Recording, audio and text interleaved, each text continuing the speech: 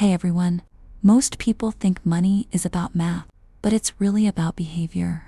In The Psychology of Money, Morgan Housel shows us that financial success has less to do with what you know and more to do with how you think. This book flipped my mindset, and today I'll break down the key ideas that can change your relationship with money and maybe even with life itself. The big idea that hooked me right away: welcome to Lexicon Bloom, your place for book wisdom, life clarity, and motivation that lasts. So, the first thing that grabbed me was Housel's central premise: doing well with money isn't necessarily about what you know, it's about how you behave. And that behavior is way more driven by psychology than by technical knowledge. Isn't that fascinating? We spend all this time trying to learn complex investing strategies when our own mindsets and emotional reactions are what ultimately determine our financial success. Housel shares this amazing insight early on that really stuck with me. Financial outcomes are not just about making good decisions, but about making good decisions consistently over a long period of time. It's not about being smart in bursts. It's about avoiding catastrophic mistakes that can wipe out years of good decisions in an instant. My favorite stories and lessons: The Man in the Car Paradox. There's this chapter called Wealth is What You Don't See that contains what Housel calls the man in the car paradox, and it absolutely floored me. He points out how when we see someone driving an expensive car, we think, wow, that person must be rich. But the reality is that person just spent a huge chunk of their money on a car. True wealth, Housel argues, is actually the money not spent, the investments, the financial security, the freedom that money buys but that remains invisible to others. This completely changed how I look at displays of wealth around me.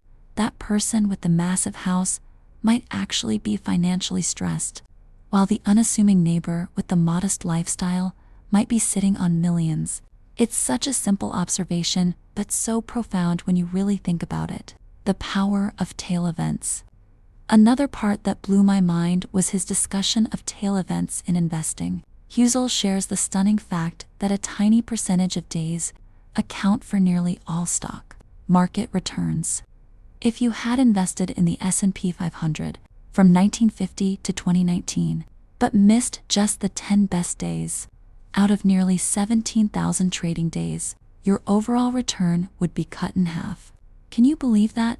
This explains why timing the market is so dangerous. Those crucial days that determine your returns are impossible to predict, and they often come right after market crashes when most people have panicked and sold.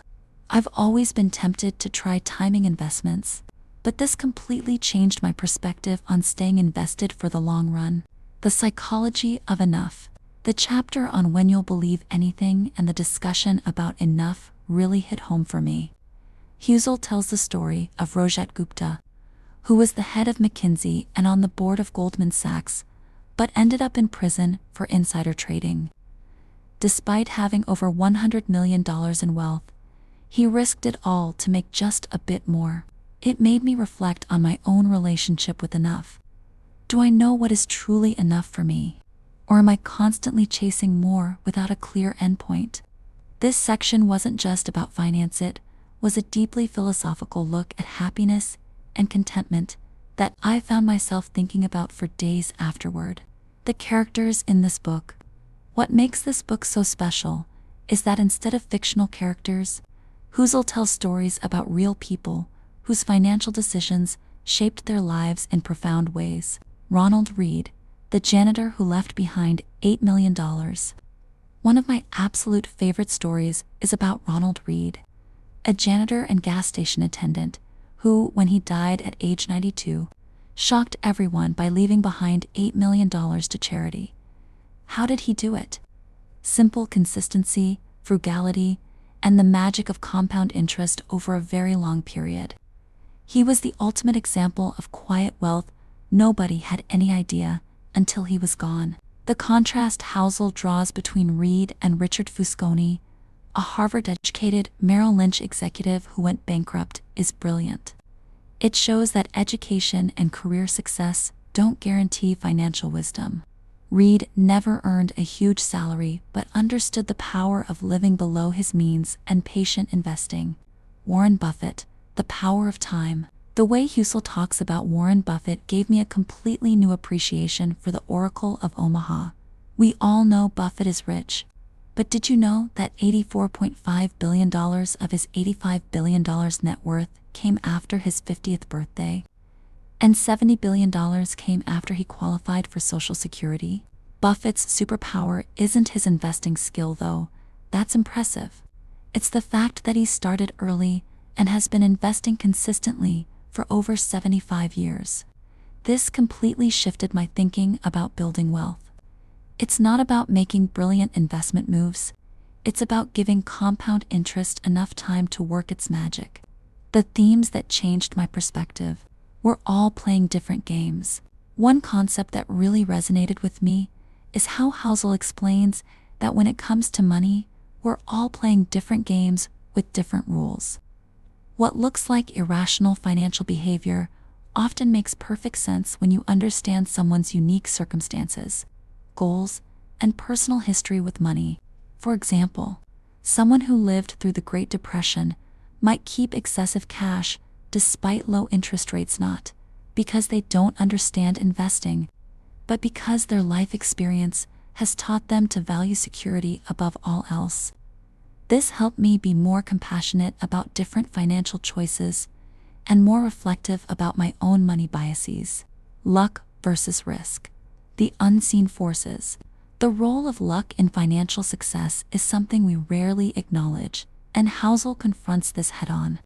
He points out that while skill, hard work, and good decisions matter enormously, there's also an element of luck that we tend to downplay in success stories while highlighting it in failures. I loved how he encourages us to acknowledge luck's role in our successes, to stay humble while focusing on the role of our actions in our failures, to stay accountable. This balanced view feels so much healthier than either extreme. The seduction of pessimism. There's this fascinating section where Housel explains why financial pessimism sounds so smart, while optimism often comes across as naive or sales-like. He points out that pessimism seems more intellectual because it feels like we're identifying hidden problems that others are missing. But historically, optimism has been the correct long-term bet. Despite countless calamities, wars, depressions, and pandemics, the world economy and markets have trended upward over time. This doesn't mean blind optimism, but rather a clear-eyed recognition of human adaptability and progress despite setbacks. Standout moments and quotes. There were so many lines in this book that I had to stop and just think about. One that particularly stuck with me was investing is not the study of finance. It's the study of how people behave with money. Another was, happiness is results minus expectations. Such a simple formula, but so profound when you apply it to your financial life or any area, really. The discussion of room for error, what others might call a margin of safety, was another highlight. Housel writes, the most important part of every plan is planning on your plan not going according to plan. I've experienced this truth firsthand so many times. My personal takeaways. Reading this book made me reflect deeply on my own relationship with money. I realized I've often been guilty of measuring success by comparison to others rather than by my own goals and values. I've sometimes chased returns without considering the stress and time costs involved. The Morgan Housel has inspired me to 1. Define my own enough more clearly. 2. Focus more on savings rate than on trying to outsmart the market. 3. Build in more room for error in my financial planning. 4. Take a longer view of investing success, decades, not years. 5. Think about money as giving me freedom and options rather than just as a score. Did it live up to the hype? Absolutely, and then some. What I love most about the psychology of money is that it's simultaneously profound and accessible. Housel doesn't talk down to the reader or overcomplicate things. Each chapter is concise, but packed with insights that challenge conventional thinking. Unlike many finance books that become outdated quickly, the principles here feel timeless because they're rooted in human psychology, which doesn't change much over time. I can see myself rereading this book every few years and taking away new insights each time. The writing style. Housel's background as a financial writer for the Wall Street Journal and The Motley Fool really shines through. His storytelling ability makes complex ideas digestible and memorable. He uses analogies and examples that stick with you long after you've finished reading. For instance, he compares investing to being asked to play a game where a coin is flipped. If it's heads, you lose all your money. If it's tails, you triple your money. Even though the expected value is positive, most people wouldn't risk everything on a single flip. But if you could play this game 100 times with smaller amounts, you'd almost certainly come out ahead. This perfectly illustrates why diversification and long-term thinking are so crucial. The most surprising ideas. One concept that really surprised me was Housel's take on fees and frugality.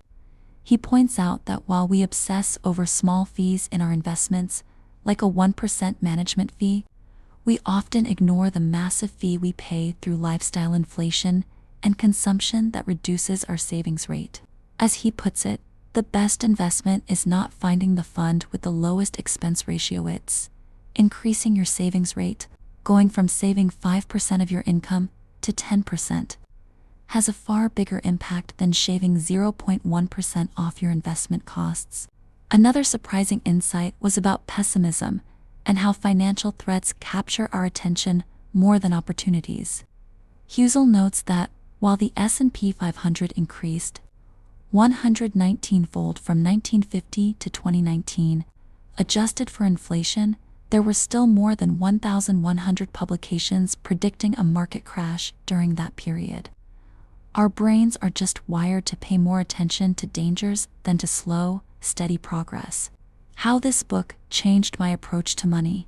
Before reading The Psychology of Money, I was much more focused on finding the best investments, trying to maximize returns through stock picking or market timing. Now I see that the most important financial skills aren't technical, but behavioral. Having a high savings rate, being patient, avoiding catastrophic mistakes, taking a reasonable amount of risk, accepting that things will go wrong sometimes. I'm also taking a much more personal approach to my financial goals, rather than trying to beat arbitrary benchmarks or comparing myself to others. I'm thinking more about what money actually means to me: security, freedom, and the ability to spend time on what matters most. Final thoughts. If you're looking for a get-rich-quick formula, this isn't it. Housel is refreshingly honest about the fact that building wealth usually takes time and consistency rather than brilliance or excessive risk-taking. What makes The Psychology of Money special is that it's as much about life philosophy as it is about finance. Money touches on our values, our fears, our dreams, and our sense of self-worth. By understanding the psychology behind our financial decisions, we can make choices that align better with what truly matters to us. Whether you're just starting your financial journey or you've been investing for decades, it's one of those rare books that I believe can genuinely change lives by shifting how we think about something as fundamental as money. This video will change how you think about money. It reminded that wealth is freedom, not appearance. That slow and steady really is the secret. And that understanding your own behavior is more important than chasing the next hot investment. If this resonated with you, drop a like, share your favorite lesson in the comments, and subscribe for more life-changing ideas. Thank you for watching. I appreciate you being here, and I hope you took away something valuable today.